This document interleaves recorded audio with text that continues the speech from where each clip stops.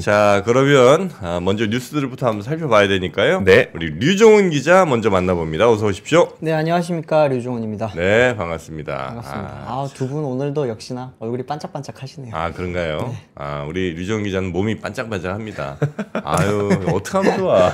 진짜 저 가려져서 그렇지. 네. 와, 가리고 살 거예요. 네. 열리면 진짜. 아니, 가릴 것 같으면 뭐하러 운동해요? 누구 보여줘야지.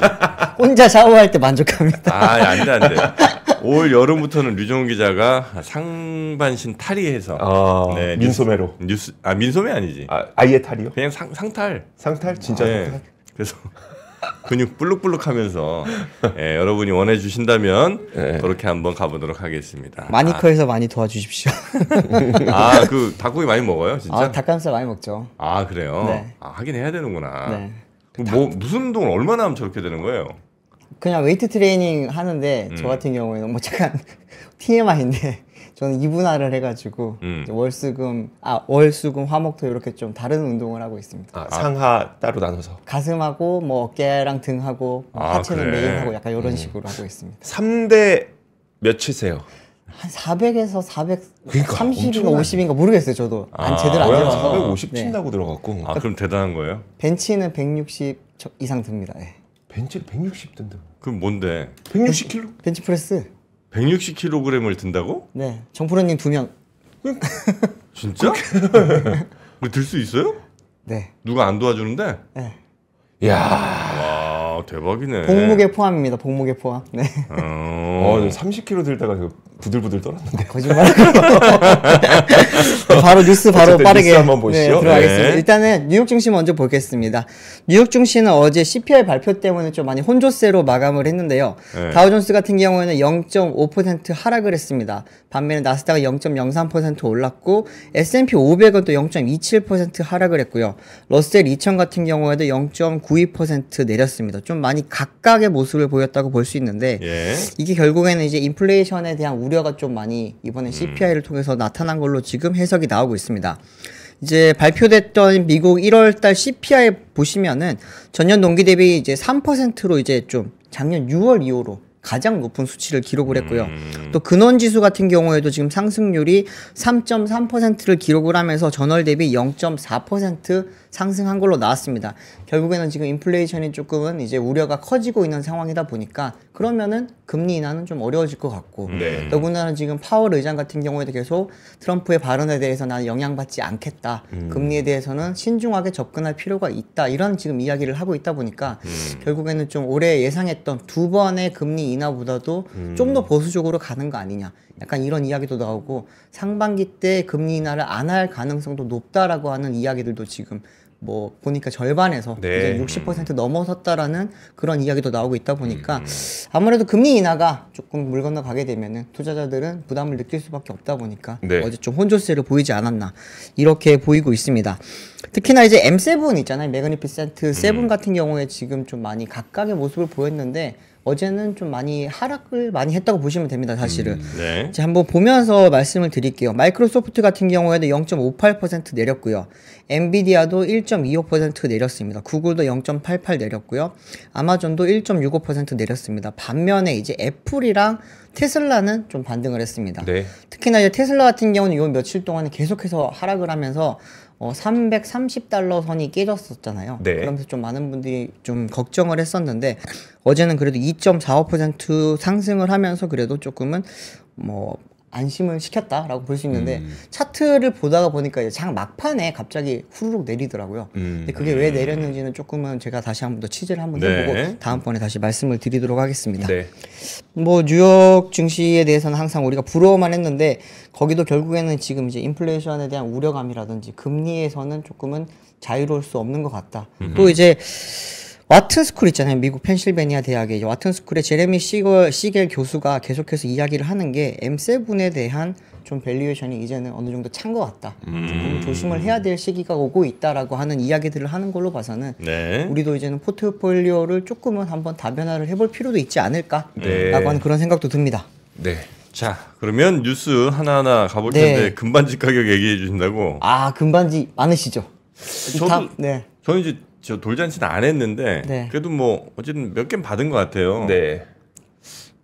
그 한 10년 됐으니까. 네.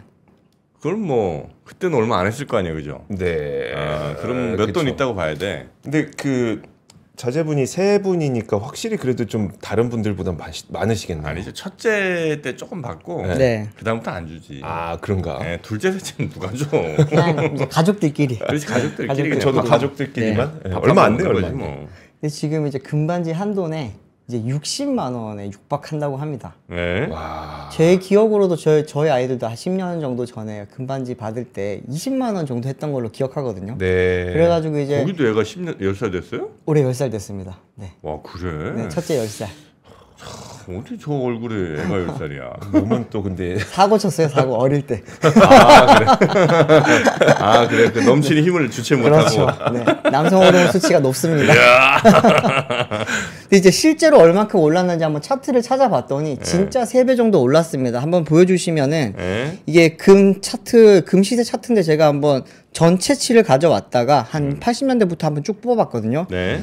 80년대, 90년대는 크게 많이 안 움직였습니다, 사실. 그래서 금 투자는 그냥 안정자산이다. 이게 어떻게 보면 수익을 많이 높일 수는 없다라고 이야기를 하다가 금융위기 이후부터 많이 오릅니다. 아 금융위기 이후. 네, 2008년 금융위기 이후부터 쭉 올랐다가 다시 안정세로 접어들었는데 이때쯤에 저희들이 아마 아이들을 뭐 이렇게 했겠죠. 맞아요. 딱 저 때예요. 네, 이때보다 지금 거의 3배 올랐다고 보시면 됩니다. 그리고 지금 11일에 이제 사상 최고치를 기록을 했거든요. 근데 이게 안 빠져요, 지금도. 원래 한번 피크를 치면은 원래 전고가 딱 넘어서고 나면 한번 빠져야 되잖아요. 네. 지금 거의 안 빠지고 보합세를 유지하고 있다 보니까 이게 아무래도 금값에 대해서는 한동안 조금 가지 않겠냐 이런 이야기가 나오는데 여기에는 뭐 여러 가지 이유들이 있습니다만 가장 큰 분석은 역시나 이제 도널드 트럼프 미국 대통령이 네. 이제 관세 정책을 좀 이렇게 많이 불붙이게 되면서 글로벌 경기에 대한 우려감이 좀 많이 커지잖아요. 이렇게 되면서 이제 점점 안전자산이라고 할 수 있는 금에 대한 수요가 굉장히 높아지고 있는 상황이고요.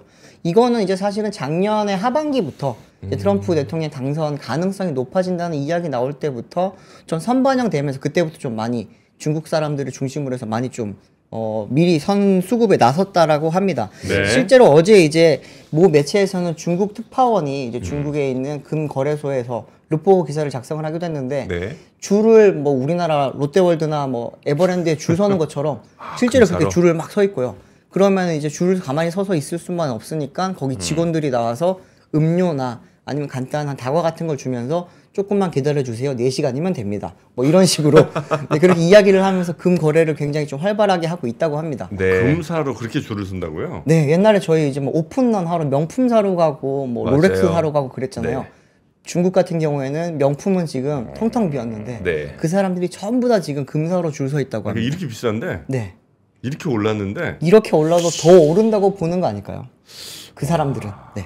대단하네. 근데 이렇게 지금 됐는데 그게 중국만의 현상이 아닙니다. 사실은 한국에서도 네. 최근 들어서 금 거래가 굉장히 활발하고 더군다나 이제 금 그 골드바라는 게 있잖아요. 네. 골드바라는 걸 이제 사람들이 많이 찾다 보니까 수요가 너 이제 공급이 수요를 따라가지 못하는 상황이 됐고요. 조폐공사가 지금 우리나라에서는 그거를 공급을 하고 있는데 네. 11일에 결국에는 이제 더 이상 우리가 한동안은 골드바를 찍어내지 않겠다라고 하는 그런 발표도 나왔습니다. 근데 이게 공급이 결국엔 없는 거예요? 네, 공급이 줄어들게 돼. 공급이 이제 단절된 게 됐잖아요. 네. 그러니까 사람들이 더 많이 몰리고 있다라고 볼 수 있는 거고 지금 어떻게 보면은 국내에서는 4월 때까지는 신규 골드바는 아마 안 나오지 않겠냐. 진짜? 네.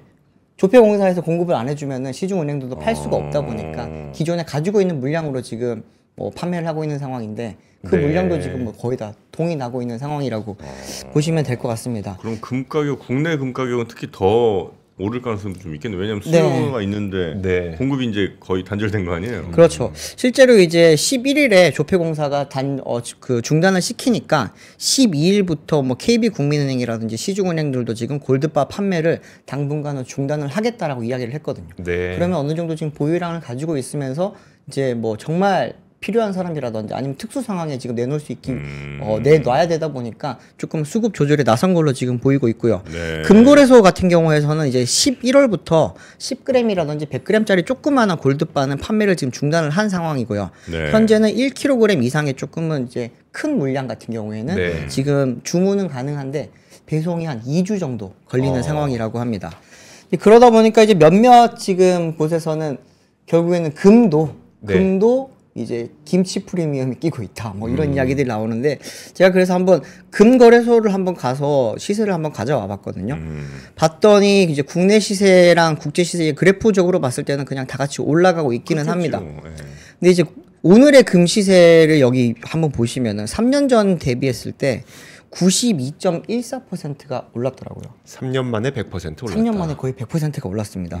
정말 지금 금에 대한 수요가 정말 많고 이제 금값이 그램당 15만 8천 원을 넘어섰다고 했거든요. 그리고 이제 가장 높았을 때가 15만 9천 원을 넘었고요. 그러다 보니까 이제 한돈으로 따지면은 거의 59만 8천 원, 59만 9천 원 요 정도 선. 지금은 현재 이제 58만 원대에서 지금 거래가 되고 있는 2년 상황입니다. 전인가? 그때 네. 금 관련된 컨텐츠를 한번 저희가 방송한 적이 있어요. 네. 네.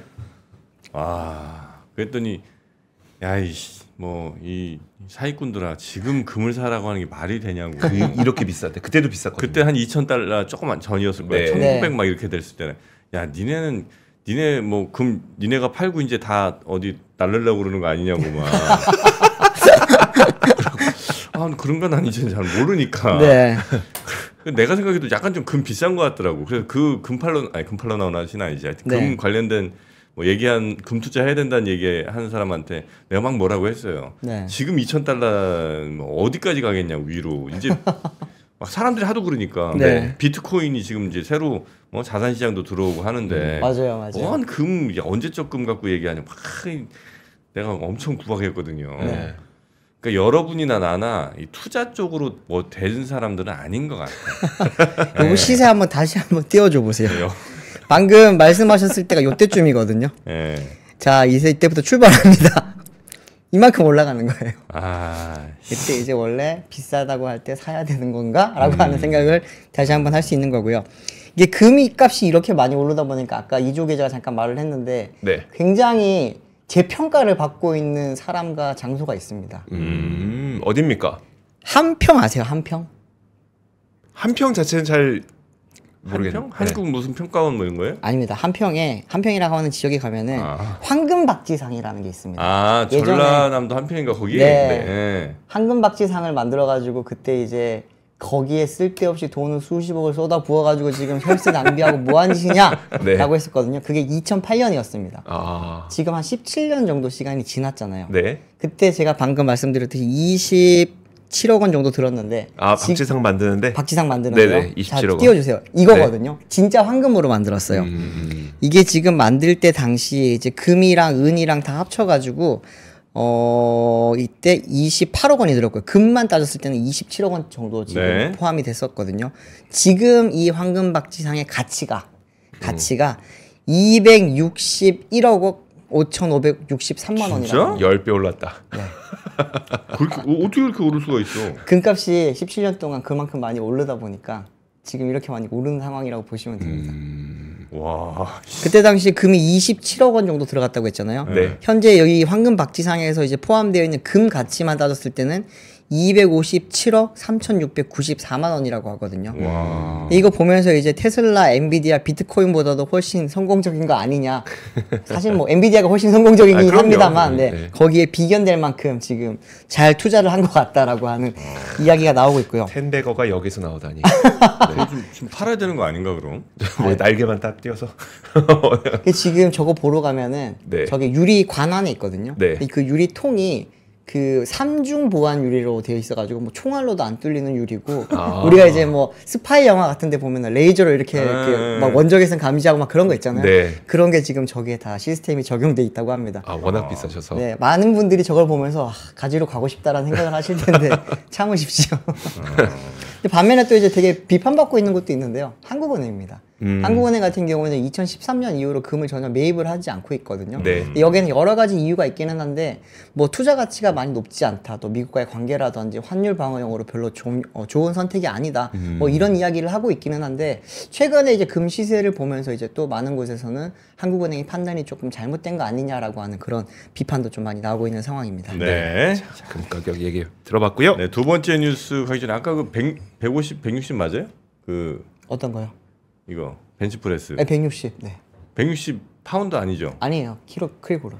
아 그래요? 네. 아 지금 사람들이 난리예요 아까 그거. 아, 그래요? 160을 줄 정도면 저거 선수급 아니냐고. 아 제가 그 사람들마다 잘하는 부위가 있잖아요. 저는 벤치를 좀 더 잘해요. 스쿼트는 잘 못해요. 생각보다. 아 그래서 그러니까 이게 160인데 어떻게 전체가 400이지 하면 딴 걸 뭐 이렇게 적게 하는 거야? 스쿼트를 잘 못해요. 스쿼트는 그 가슴 근육만 미쳤네. 예, 상체춤. 아 가슴이 미쳤다잉. 와 근데- 가슴 보고 싶다잉. 근데 허벅지 둘러도 만만치 않습니다. 하여튼 여름만 기다리시죠. 여름에는 무조건 찌찌만 가리고 상의 탈의 하겠습니다. 도망가야지. 니플 패치 하나 준비하겠습니다. 자, 두 번째 뉴스요? 네, 두 번째 뉴스 같은 경우에는 이제 미분양 관련된 소식을 하나 가져왔는데요. 오늘 정부가 이제 미분양 관련 대책을 좀 많이 준비를 한다고 합니다. 그러면서 이제 19일 날 기획재정부, 국토교통부, 금융위원회 등을 통해서 이제 미분양 관련된 건설시장 안전대책을 내놓을 계획이라고 오늘 발표를 했거든요. 네. 이거 관련된 이야기들이 지금 보면은 스트레스 DSR 3단계가 원래 7월 달에 시행될 예정인데 이거를 조금 뭐 완급 조절을 한다라든지 아니면은 뭐 분양을 위한 뭐 어떻게 보면은 정책들을 건설사를 위한 정책을 좀 많이 내놓겠다. 이런 이야기를 하는 상황입니다. 그런데 이런 이야기가 나오게 된 배경을 한번 따져보니까 미분양 시장이 굉장히 지금 생각보다 많이 커져 있다고 합니다. 한번 사진을 보면서 말씀드릴게요. 작년 12월 기준으로 전국의 미분양이 물량이 지금 7만 호가 넘은 상황입니다. 수도권에만 16,997호고요. 지방 같은 경우에는 53,176호의 지금 미분양이 쌓여 있는 상황이라고 합니다. 이러다 보니까 이게 정부에서는 이 악선 미분양으로 넘어갈 경우에는 결국에는 이제 지방 건설사를 비롯해서 수도권 전국적인 건설사의 위험으로 갈 수 있다. 그리고 이제 우리 사람들이 제일 많이 투자라고 하면 좀 그렇지만 어쨌든 자산 가치 중에서 가장 큰 비중을 차지하는 게 부동산이다 보니까 거기에 대한 우려가 지금 많이 커지고 있는 상황이라서 정부에 이렇게 나서게 됐다라고 이야기를 합니다. 그런데 지금 7만 호가 넘는 미분양보다 더 큰 문제는 잠깐 말씀드렸지만 악성 미분양이거든요. 네. 악성 미분양은 흔히 말하는 준공 후 미분양이라고 해서 다 지었는데 안 나가는 거. 그렇죠. 네. 텅텅 비어있는 새 아파트라고 보시면 될 것 같습니다. 이게 지금 전국적으로 보시면은 21,480호가 지금 악성 미분양이고요. 네. 지방에서는 17,229호, 그리고 수도권에서도 42,051호가 지금 악성 미분양으로 분류가 되고 있는 상황입니다. 우리가 이제 서울 집값이 굉장히 비싸고 또 이제 네. 경기권에서도 요즘 아파트 값이 많이 올랐다 보니까 미분양이 있을 수가 있냐라고 많이 없을 것 생각을 같은데. 하시는데 수도권에도 지금 4,000호가 넘는 악성 미분양이 있다고 하고요. 저희가 이제 미분양 이야기를 할 때마다 좀 많이 대구 이야기를 하는데 대구 같은 경우에는 지금 8,800호 넘는 미분양이 있습니다. 네. 근데 이 중에서 악성 미분양이 2,000호가 넘는다고 합니다. 전국 전체의 한 11% 가량을 지금 차지를 하고 있다고 하는데 대구 같은 경우에는 좀 많이 뭐라 그럴까요? 부동산 붕괴가 만약에 일어난다고 하면은 네. 가장 먼저 일어나지 않겠냐라고 하는 이야기가 있고요. 또 여기에 대한 그 여파가 지금 점점 수도권을 향해서 올라오고 있다라고 하는 이야기들이 많습니다. 그러다 보니 이제 정부 쪽에서는 결국에는 이제 건설 경기를 살리고 건설사의 그런 이제 위험을 조금은 피해주기 위해서 결국에는 이번에 대책을 좀 많이 마련을 하려고 한다라고 이야기를 합니다. 여기에 이제 배경으로는 또 하나가 이제 고금리 공사비 증가 등으로 최근에 이제 건설사들이 많이 위험하다는 이야기가 나왔잖아요. 네. 근데 특히나 신동아 건설 같은 경우 이제 법정 관리에 들어갔고, 근데 이제 우리가 말을 안 하고 있지만 뭐 롯데건설이라든지 여러 가지 지금 대형 건설사도 요즘 좀 많이 안 좋은 상황이거든요. 네. 이런 부분에 대해서 여파가 만약에 커질 경우에는 단순히 부동산 경기 하락이 아니라 이제 국내 경기 전체 좀 침체로까지 연결될 수 있다 보니까 여기에 대한 좀 많이 대책들을 마련한다고 합니다. 아직까지 대책이 어떤 대책이 나올지는 정확하게 나오진 않았는데 어쨌든 뭐 스트레스 DSR 같은 그런 금융 관련된 정책들이 많이 좀 보완이 되지 않겠냐. 그러면서 어떻게 보면 금리 인하까지 조금 같이 엮어서 부동산 경기를 활성화시키기 위해서 정부에서는 대책을 마련할 걸로 지금 보이는 상황입니다. 또 하나는 이제 우리가 건설 경기라고 하면 아파트를 많이 생각을 할 수 있는데 네. 그거 말고 이제 뭐 어떻게 보면은 인프라 사업 있잖아요. 뭐 도로를 깔고 이런 부분에 대한 인프라 사업 관련해서도 지금 정부가 이제는 지역 SOC 예산을 좀 늘리면서 이제 아파트 짓는 거 말고도 다른 건설 경기도 좀 같이 살리기 위한 방안도 이번에 좀 마련되지 않겠냐라고 하는 이야기가 나옵니다. 싸게 좀 내놔야지 뭐 어쩔 수 없지. 근데 이게 미분양이 쌓이다 보니까 이제 결국에는 건설사들이 네. 분양을 많이 줄이고 있습니다. 네. 인허가 물량이 줄면은 분양도 줄고 미분양을 이제 뭐 축소를 시킬 수 있다 이런 건데 이게 보는 관점에 따라서 좀 다른 것 같아요. 예전에는 이제 분양 물량, 입주 물량이 줄면은 이게 결국에는 어떻게 보면 수요는 그대로 있는데 공급이 네. 주는 거니까 아파트 가격이 상승할 거다 이런 이야기들이 많이 했었거든요. 그런데 과거 데이터를 한번 따져보면은 이런 분양 물량이나 입주 물량이 줄 때는 이유가 있습니다. 시장이 안 좋을 걸로 예상이 되다 보니까 네. 건설사들이 자신들의 이제 수익을 위해서 많이 줄이는 경우가 많거든요. 네. 결국에는 뭐 취소를 한다기보다는 연기를 하는 경우가 대부분이기는 한데 줄이게 될 경우에는 이건 어떻게 보면은 부동산 경기가 좀 안 좋아지는 것에 대한 선행지표로 볼 수 있다라고 하는 그런 해석도 있다고 합니다. 네. 자, 미분양 네. 전국적으로 엄청 늘고 있다는 소식 두 번째로 전해드렸고요. 네. 그래서 값 좀 내렸으면 좋겠다는 얘기는 제가 전해드렸고요. 세 번째 뉴스 얼른 가봅니다. 네, 마지막 뉴스는 이제 들어오기 직전에 막 나왔던 뉴스입니다. 트럼프 대통령이 이제 푸틴이라든지 젤렌스키와 함께 이제 한 90분, 60분 각각 통화를 하면서 네. 이제 러시아 우크라이나 전쟁에 대한 어떻게 보면 종식이 조금 이제 보이는 게 아니냐라고 하는 그런 이야기가 나오고 있습니다. 이게 지금 우리가 시간이 좀 많이 지났고 약간 네. 이제는 뭐 잊혀지고 있잖아요, 사실은. 얼마나 된지 혹시 아세요? 전쟁 난지 네. 22년 초였으니까 2년 좀 넘지 않았어요? 2년, 아, 3년. 삼 년. 3년. 네, 3년 거의 좀 뭐 넘- 정확하게 알고 계신데 2022년 2월 24일 날 이제 침공을 하면서 시작이 됐고 오늘로서 이제 1084일이라고 합니다. 네. 24일이 얼마 안 남았잖아요. 그러네요. 열흘 남았네요. 네, 얼마 뒤면 이제 3주년이 되는 건데 이제 거기를 앞두고 이제 트럼프 대통령 입장에서는 그 전에 조금은 종식을 시키는 움직임을 모습을 보여주기 위해서 좀 이렇게 연출을 하고 있는 거 아니냐라고 하는 그런 이제 이야기들이 조금 나오고 있습니다. 오늘 나왔던 뉴스 내용을 조금 한번 살펴보시면은 트럼프 대통령이 이제 블라디미르 이제 푸틴 러시아 대통령 그리고 이제 젤렌스키 우크라이나 대통령과 함께 각각 90분, 60분 동안의 연달아 통화를 지금 했다고 하고요. 네. 이날 통화에서는 종전 협상을 즉각 시작하기로 합의를 했고요. 또 이제 젤렌스키 대통령과의 통화에서는 평화를 이루기를 원한다라는 젤렌스키 대통령의 발언을 좀 끌어냈다라고 합니다. 이때 또 이제 뭐 푸틴과 길고도 고도의 생산적인 전화 통화를 했다라고 트럼프 대통령이 이야기를 했는데 뭐 여기에 대해서는 이제 우크라이나, 중동, 에너지, AI, 달력의 위력 그리고 이제 다른 주제들에 대해서 논의하면서 이제 이번 러시아 우크라이나 전쟁으로 수백만 명의 죽음을 중단하기를 원한다라는데 조금은 서로가 동의를 했다. 네. 이런 이야기를 했습니다. 이렇게 되면서 이제 결국에는 트럼프 대통령이 본인이 그 대선 뭐라고 하죠? 공약. 대선 공약으로 이야기했던 것 중에 하나가 이제 러우 전쟁을 종식시키겠다라고 했던 건데 그거를 또 좀 굉장히 좀 빠르게 진행을 하고 있는 상황이라고 볼 수 있는 것 같고요. 네. 근데 또 반면에 지금 관세 정책 같은 경우에는 굉장히 강력하게 나가고 있습니다. 이제 뭐 보편 관세를 거의 때리는 상황이 돼버렸고 근데 여기에 대해서 지금 호주는 어쨌든 미국을 상대로 그 이제 무역 수지 흑자를 거두지 않고 있다 보니까 네. 너희는 봐줄게. 약간 이런 모습을 보이다 보니까 일본이 어제 좀 굉장히 바빴죠. 이시바 총리 같은 경우에도 이게 막 해서 우리도 좀 빼주세요. 막 이러고 지금 있는 상황이거든요. 근데 이런 상황에서 지금 전 세계 국가들이 이제 트럼프를 향해서 막 어떻게 보면 협상을 하고 있고 관세 관련된 정책을 수립을 하고 있는 상황인데 네. 우리는 지금 권한대행 상황이다 보니까 좀 컨트롤 타워가 사실상 없는 걸로 지금 볼 수 있잖아요.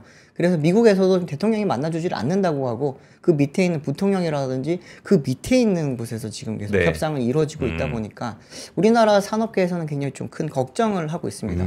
특히나 이제 철강이라든지 자동차, 반도체 다음이 이제 자동차 반도체 이야기가 나오잖아요. 네. 근데 우리나라 1등 수출품이 이제 반도체. 반도체죠. 2등, 3등 왔다 갔다 하는 게 자동차 이쪽이란 말이에요. 그러다 보니까 국내 산업계에서는 이게 관세를 정말로 보편 관세를 맞게 될 경우에는 이제 우리 산업 경쟁력 굉장히 많이 줄어들 수 있고 더구나 무역 수지가 미국을 상대로 우리가 흑자를 굉장히 크게 보잖아요. 네. 근데 그게 만약에 줄게 되면은 우리나라 무역 수지 자체가 좀 많이 흔들릴 수 있다. 이런 이야기도 지금 걱정을 많이 하고 있습니다. 네. 자동차 이야기 잠깐 드리면은 자동차 같은 경우에는 현재 2.5% 관세로 미국에 수출을 하고 있는 상황이거든요. 근데 보편 관세 25%를 맞게 되면은 관세가 10배가 높아지는 상황이고요. 그러면 현대차 그룹으로 따져봤을 때 영업이익률은 지금보다도 절반 가량으로 지금 줄어들 수 있는 절반이나 상황이다. 줄어요? 네. 현재 지금 10% 내외의 지금 영업이익률을 기록을 하고 있는데 4에서 5% 포인트 가량 줄 수 있다라고 지금 내부적으로 판단을 하고 있습니다. 우리나라에서 수입할 때 지금 몇 퍼센트죠? 8%. 우리나라에서 수입할 때 수입할 때는 어떤 미국 차를 수입하면 미국 차를 수입할 때요. FTA 때문에 FTA 때문에 관세가 없죠. 관세가 없고 4,500대인가 그 이하까지는 관세를 내지 않습니다. 네네네. 그렇기 때문에 이제 국내에 들어오고 있는 국내 판매하는 수입차 브랜드들을 봤을 때 관세를 내지 않는 브랜드가 대부분이고 네. 테슬라 같은 경우에도 원래는 이제 내야 되는 지금 상황인데 네. 미국에서 들어오는 차는 모델 S랑 모델 X고요. 우리가 많이 타고 있는 모델 3와 모델 Y는 상하이 공장에서 들어오거든요. 그러다 보니까 이제 또 우리나라 또 한중 FTA도 맺고 있잖아요. 테슬라도 어느 정도 지금 관세를 피하고 있는 상황이라고 보시면 되고 이제 우리가 오히려 지금 많이 불리한 거죠. 네. 우리나라의 최대 수출국은 지금 자동차도 역시나 미국입니다. 이제 지금 미국 내에서 현대차 그룹 같은 경우는 작년에 170만 대 이상 판매를 했거든요. 네. 그 중에서 이제 미국 전체에서 생산하는 물량은 한 60만 대, 70만 대 정도예요. 그 나머지 100만 대는 지금 현재 미국으로 우리나라에서 수출을 하고 있는 상황이고 더군다나 전기차 그리고 네. 하이브리드 차 대부분은 또 국내에서 많이 만들어서 나갑니다. 그렇게 좀 어떻게 보면 고부가 가치 상품들이 지금 나가고 있는 상황인데 여기에 관세가 많이 붙게 된다. 그리고 이제 미국 시장 내에서 경쟁이 굉장히 치열한 시장이 하이브리드 시장 이쪽인데 우리가 좀 불리해질 수도 있지 않냐라고 하는 그런 이야기도 나오고요. 좀 걱정이 많이 사실 됩니다. 현대차 그룹이 원달러 환율이 높으면은 회사 자체는 네. 영업이익이 조금은 좋아질 수 있다라고는 하지만 산업 전반적으로 봤을 때 조금은 안 좋아질 수도 있고 더군다나 관세까지도 지금 이렇게 만약에 맞게 된다면 우리는 상계 관세 할 게 별로 없어요. 네. 그렇기 때문에 조금은 많이 걱정되는 상황이라고 볼 수 있을 것 관세할 같습니다. 거 그거 좀 있지 않나? 그 뭐 소고기 같은 거 들어올 때. 네, 소고기. 예, 그건 좀 관세. 우리가 참 미국으로 소고기 소고기 수출 안 하죠. 하는구나. 네, 한우를 수출을 안 하고 있기 때문에. 그나마 다행입니다. 미국 사람들이 한우 맛을 알면 네. 아 큰일 나요. 큰일 나죠. 흉기 납니다. 진짜 맛있는데. 그러나 요즘 미국 소도 만만찮게 맛있습니다. 그렇죠. 예, 그래서 저희가 또 준비했죠.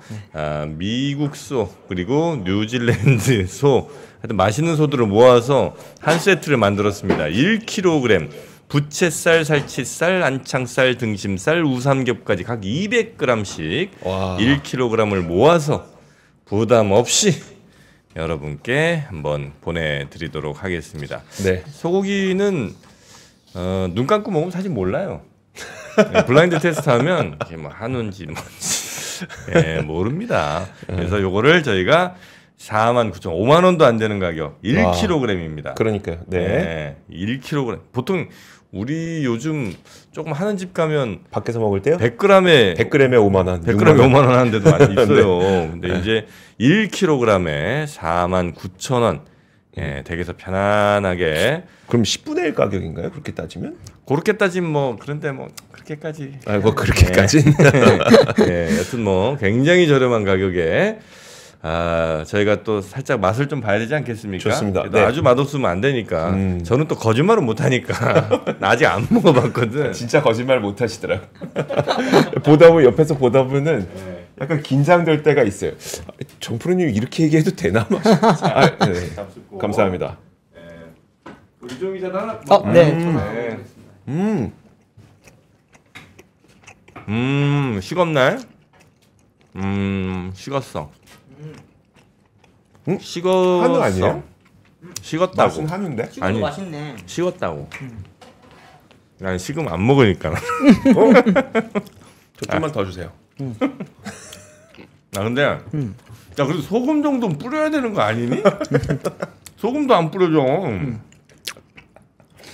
근데 뭐 식어도 요 정도면 저는 뭐 맛있다. 괜찮다고 봅니다. 굉장히 고소하네요, 고기가. 맛있어요. 소금 안 찍고 식었는데 이 정도면 나는 괜찮다고 봅니다. 저 하나만 더 주세요. 아이고 참. 감사합니다. 질기진 않네 전혀. 네, 맞아요. 저도 하나 더 먹어도 될까요? 이게 다 잡숴 빨리. 저 운동하는 사람들 진짜 헬창들이 문제야. 여튼 요즘 미국소 드시는 분들 많잖아요. 네. 미국소도 또 어지간하면 맛있어. 제가 미국소 맛을 잘 알아요. 그래요? 네, 미국소를 좀 옛날에 좋아해서. 근데 이건 약간 한우 느낌이 나긴 해요. 오히려. 그 탑 초이스 등급이랍니다. 뭐 저는 탑 초이스는 어느 정도인지 모르겠는데 블랙 앵거스 탑 초이스 등급으로 블랙 앵거스 좋습니다. 아 좋습니까? 네. 네. 등심 살치살 부채살은 미국산 그리고 우삼겹도 미국산 그다음에 안창살이 아마 뉴질랜드산인 모양이에요. 네, 이렇게 구성을 좀 해갖고 네. 요거를 갖고 왔는데 이제 구워 먹으려면 뭐가 필요합니까? 그릴이 있어야 그릴이 되잖아요. 있어야 되죠. 에어커튼 무연 그릴. 예, 요게 이제 연기가 집안에서 구워 먹는데 하나도 안 나. 예, 안 그래도 요즘에 추워서 밖에 못 먹죠. 아니 집 안에서 먹는다고 하더라도 문 열어야 공기소통 한번 되니까. 해야지, 환기 한번 해야 맞아요. 되잖아. 추워 죽겠는데. 그래서 저희가 에어 컨트롤 기술로 강력한 에어 커튼 효과가 있는 기펠 4세대 와이드 에어 커튼 무연 그릴. 저 옆에서 이렇게 샥 연기 좋구나. 지금 나오네요. 네, 연기가 샥 나가는 거. 그쵸. 네. 와, 저 성능이 좋네요, 제가. 딱 시키면 그냥 없어져 연기가. 연기가 저렇게. 네, 저렇게 위로 올라오다가 싹 사라지죠. 우와. 네. 갖고 싶다. 와. 우와. 네, 바라지만 마시고 주문하시면 됩니다. 네. 이게 13만 7천 원. 네, 13만 7천 원. 자, 그러면 저 사용해 보셨나 봐요. 연기 진짜 안 난다고. 그래. 연기가 다 한쪽으로 쏠려 들어가갖고 그 다음에 거기서 뭐 이렇게 처리를 해서 이제 그냥 맑은 공기로 정화해서 내보내나 봐요. 뭐 저는 뭐 그 자세한 원리까지는 모르겠습니다만. 네. 그래서 하여튼 연기가 안 난다고 그러더라고요. 이거 진짜 탐난다. 비브릴런트님께서 기펠 잘 쓰고 있습니다라고 말씀하시네요. 용님도 잘 쓰고 계시고. 네. 자, 하여튼 집에서 소고기 저렇게 맛있게 구워 드시고 냄새도 안 나게, 네. 집안 냄새 안 나게 하는 방법 저희가 다 알려드립니다. 소 한 마리 1kg에 49,000원, 무연 그릴은 13만 7천 원. 저거 요즘 캠핑 가시는 분들도 요즘 전기는 어지간하면 또 다 되니까. 맞아요. 네. 네. 캠핑 가셔서도 괜히 그 막 숯 하느라고 고생하지 마시고. 네. 또 그게 건강에도 안 좋대. 네, 수채 그쵸. 이렇게 해서 연기만 안 좋대. 그래서 그런 거 걱정 없이 무연 그릴로 맛있게 드시기 바라겠습니다. 자, 링크 따라오시면 되겠고요. 우리 류종훈 기자는 헬창 류종훈 기자는 여기서 보내드리도록 하겠습니다. 감사합니다. 고맙습니다. 고맙습니다.